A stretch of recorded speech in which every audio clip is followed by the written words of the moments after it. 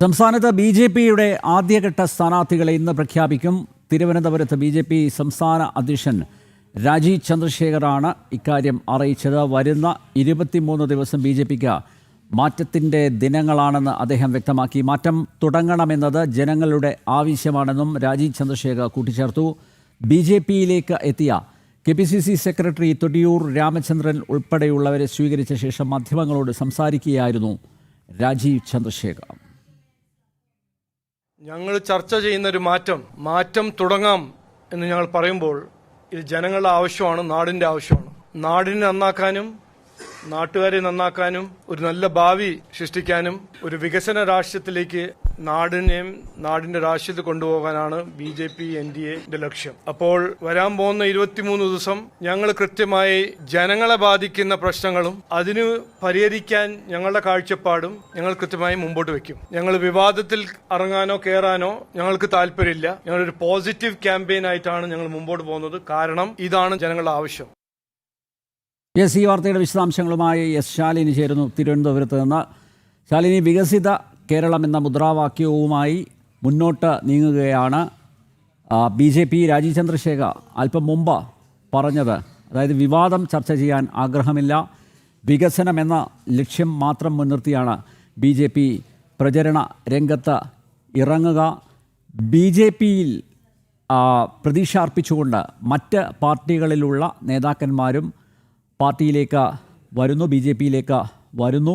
BJP. വലിയ പ്രതീക്ഷ അർപ്പിക്കുന്ന കൂടുതൽ പേർ പാർട്ടിയിലെത്തുമെന്ന പ്രതീക്ഷയും വെച്ചു പുലർത്തുന്നുണ്ട് സംസ്ഥാന അധ്യക്ഷൻ. ഇന്ന് ആരൊക്കെയാണ് ബി.ജെ.പിയിൽ അംഗത്വം എടുത്തത്? സ്ഥാനാർത്ഥി പട്ടിക പ്രഖ്യാപനം എപ്പോഴുണ്ടാവും?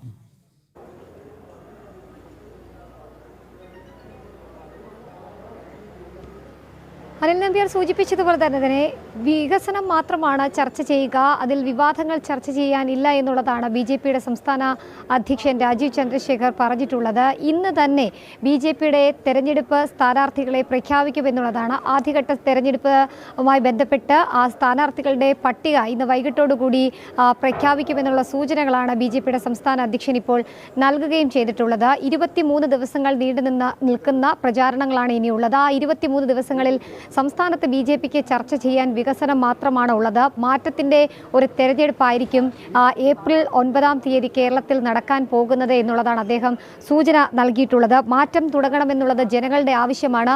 ആ ആവശ്യത്തിനൊപ്പം NDA നിലകൊള്ളുകയാണ് എന്നുള്ളതാണ് അദ്ദേഹം സൂചിപ്പിച്ചിട്ടുള്ളത്. അതുമാത്രമല്ല, വികസനം മാത്രം ചർച്ച ചെയ്തുകൊണ്ട് ജനങ്ങൾക്കിടയിലേക്ക് തുടക്കം മുതൽ തന്നെ ബി.ജെ.പി. ഉണ്ട്, അതിനി എന്നും തുടരുമെന്നുള്ള സൂചനകൾ കൂടിയാണ് ഇപ്പോൾ ബി.ജെ.പിയുടെ സംസ്ഥാന അധ്യക്ഷൻ നൽകിയിട്ടുള്ളത്. തെരഞ്ഞെടുപ്പ് ബി.ജെ.പി. സംബന്ധിച്ചിടത്തോളം നിർണായകമാണ്, NDA സംബന്ധിച്ചിടത്തോളം നിർണായകമാണ്. അതിൽ പ്രധാനം കുട്ടികളുടെയും നാടിൻ്റെയും വികസനം, അവരുടെ ഭാവി സ്വപ്നം കണ്ടുകൊണ്ടുള്ള ഒരു പ്രവർത്തനം മാത്രമാണ് ബി.ജെ.പി. നടത്തുന്നത് എന്നുള്ളതാണ് അദ്ദേഹം സൂചിപ്പിക്കുകയും ചെയ്തിട്ടുള്ളത്. കൂടാതെ തന്നെ ബി.ജെ.പിയിലേക്ക് ആകൃഷ്ടരായി നിരവധി ആളുകളാണ് ഇന്നിപ്പോൾ ബി.ജെ.പിക്കൊപ്പം അണിനിരന്നത്. അതിലേറ്റവും എടുത്തു പറയേണ്ടത്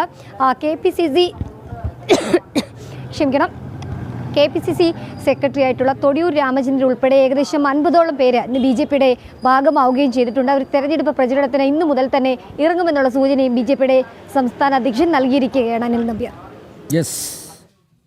സംസ്ഥാനത്ത് ബി.ജെ.പിയുടെ ആദ്യഘട്ട സ്ഥാനാർത്ഥികളെ ഇന്ന് പ്രഖ്യാപിക്കും. തിരുവനന്തപുരത്ത് ബി.ജെ.പി. സംസ്ഥാന അധ്യക്ഷൻ രാജീവ് ചന്ദ്രശേഖറാണ് ഇക്കാര്യം അറിയിച്ചത്. വരുന്ന 23 ദിവസം ബി.ജെ.പിക്ക് മാറ്റത്തിൻ്റെ ദിനങ്ങളാണ്. മാറ്റം തുടങ്ങണമെന്നത് ജനങ്ങളുടെ ആവശ്യമാണെന്നും രാജീവ് ചന്ദ്രശേഖർ കൂട്ടിച്ചേർത്തു. ബി.ജെ.പിയിലേക്ക് എത്തിയ കെ.പി.സി.സി സെക്രട്ടറി തൊടിയൂർ രാമചന്ദ്രൻ ഉൾപ്പെടെയുള്ളവരെ സ്വീകരിച്ച ശേഷം മാധ്യമങ്ങളോട് സംസാരിക്കുകയായിരുന്നു രാജീവ് ചന്ദ്രശേഖർ. ശാലിനിയാണ് വിശദമായ വിവരങ്ങൾ നൽകിയത്.